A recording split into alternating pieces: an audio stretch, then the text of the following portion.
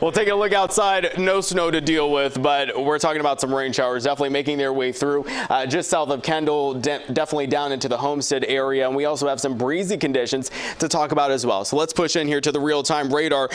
Zooming in closer in that stretch we were just talking about here, we're definitely seeing some of those stronger storms now really just hugging the coast there, South Alapata into Leisure City, maybe even into Homestead. Certainly Cutler Bay going to feel some of those downpours here soon, along with the Goulds area as well. Also seeing a stronger cluster here down in the Florida Keys in the stretch between Isla Morada and Long Key, but not yet really reaching any land or roads in this area as well. So yesterday we definitely saw some rainfall, significant rainfall that fell rather quickly, and it certainly packed a punch. We saw up to 3 inches of rain, and this is really relevant because we saw that minor flooding yesterday, and we definitely have the increased chance for rain here today. So there is a possibility again to see that minor flooding. We also have this gusty wind moving out of the northeast, and it's sustaining around 14 miles an hour in Opelika there, 10 in Miami, 17 miles an hour down in Homestead. You can expect that also to continue. And the reason for some of those gusty conditions that not only we saw yesterday but also today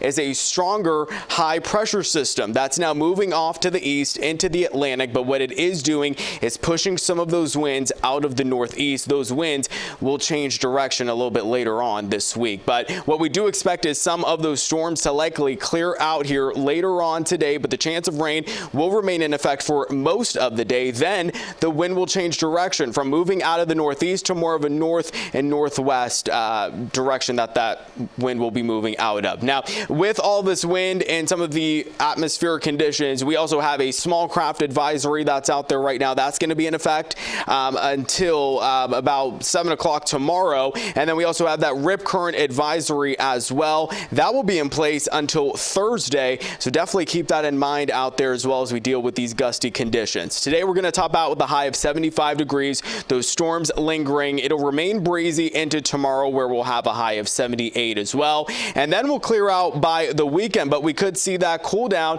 seeing some of those temperatures in the lower 50s for the weekends. That could definitely be a first for this season.